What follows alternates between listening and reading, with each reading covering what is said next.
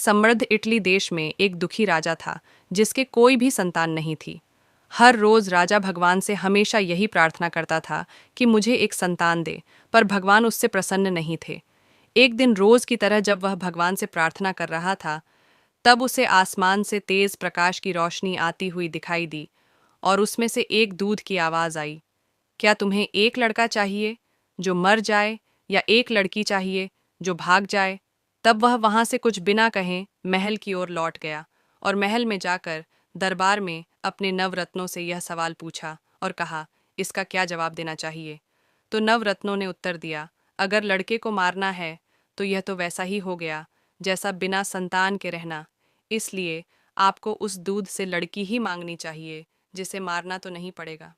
राजा अगले दिन मंदिर में प्रार्थना करने के लिए गया। अगले दिन रोजाना की तरह जब राजा मंदिर में प्रार्थना करने लगा, तो उसे वापस वही दूध की आवाज सुनाई दी। तो राजा ने उससे कहा, मुझे संतान के रूप में एक कन्या का वरदान चाहिए। समय बीतने के साथ राजा के महल में सुंदर बच्ची की किलकारी गूंजने लगी। नगर से कुछ मील दूर एक बगीचे में महल बना हुआ था। भविष्यवाणी के डर से अपनी बेटी को अपने साथ ले गया और वहां पर रहने के लिए छोड़ दिया। अपनी बेटी की देखभाल के लिए एक दासी को भी नियुक्त कर दिया। राजा और रानी अक्सर अपनी बेटी से मिलने के लिए वहां पर चले जाते थे, ताकि लड़की अकेले रहने के बारे में सोच ना सके। जब राजकुमारी 16 वर्ष की हो गई, तो एक दिन बगीचे में टहलते समय जोना के बेटे को देखा। तो राजकुमारी उसके रूप यवन को देख उस पर मोहित हो गई। दासी से छुपकर राजकुमारी और राजकुमार दोनों बाग में बैठकर प्रेम भरी बातें करते। राजकुमारी को अपनी गोद में सुलाकर उसकी खूबसूरती की तारीफ करते हुए कहता कि तुम्हारे चेहरे की चमक के आगे चांद भी फीका पड़ जाता है। एक दिन दोनों बाग में अपने प्रेम में खोए हुए थे।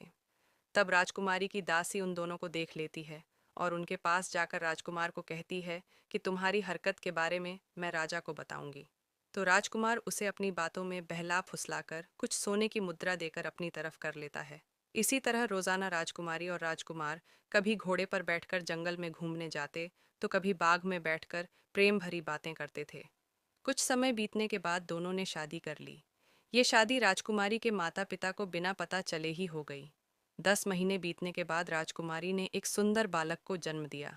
अगली बार जब राजा अपनी बेटी से मिलने आया, तो उसने दासी से पूछा, मेरी लाडली कहाँ पर है? तो दासी ने कहा कि